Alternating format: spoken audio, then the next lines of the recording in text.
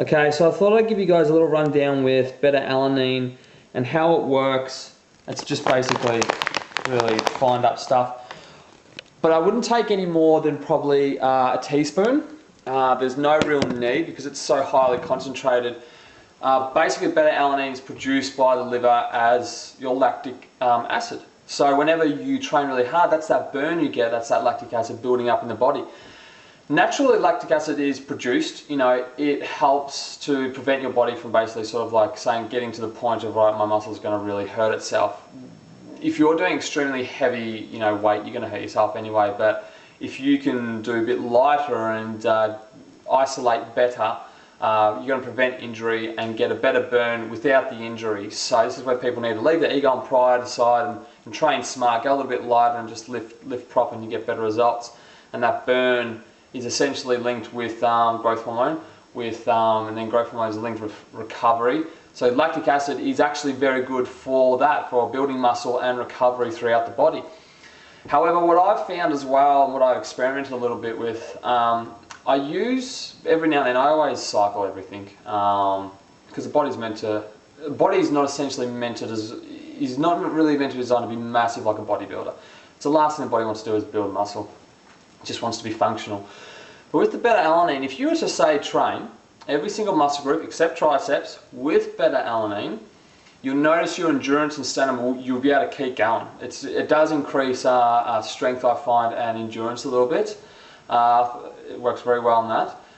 But then you are suppressing your natural lactic acid build-up, so you don't get the 6 hormonal peaks and spikes throughout every sort of 3 hours of the day and the nights and all that stuff. However, what I do then, I'll cycle it. So say for a whole 2 weeks, every workout I would have it except for triceps, about alanine, just a teaspoon. I would not have it on triceps because in biosignature, triceps is linked to very good lactic acid, muscle recovery, IGF-1 and IGF-2 in the liver. So with that, you can basically, I find, you can build up the endurance of your muscle quite well, of every other body part, and then leave it out for when you come to triceps, and I find you notice a massive big difference. I've found that. I've found my focus, my stamina and energy is just a little bit more better there.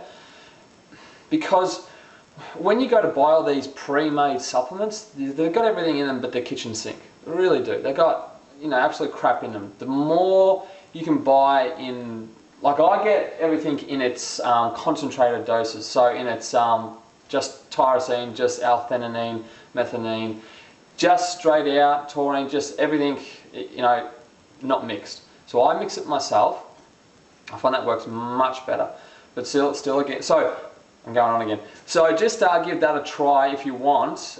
Get back to me and let me know, because I do it with people that do marathons and triathlons. I tell you what, especially works very well. I find, because marathons and triathlons, and people say maybe for CrossFit, things are very endurance based, not essentially bodybuilding, but will go a lot better because you won't get the burn and you're doing more of natural movements for the body without doing strenuous heavy weights. So, because some people, when they take the beta-alanine, because you can get the tingles in the body, so this is where you've got to get the dosages right, they tend to lift heavier, which is not always good, so you've got to be very careful what you do there. So give it a whirl, see what you think. I've noticed, yeah, it does help. It's good. It's really good. Even just for better focus and concentration. Because every little, but same again, all your amino acids that you take in their concentrated forms, they're all a bit dehydrating on the body a bit, creatine especially. So always just make sure having lots of fluids before, during your training, and then after. So hopefully that helps. Yeah, cheers.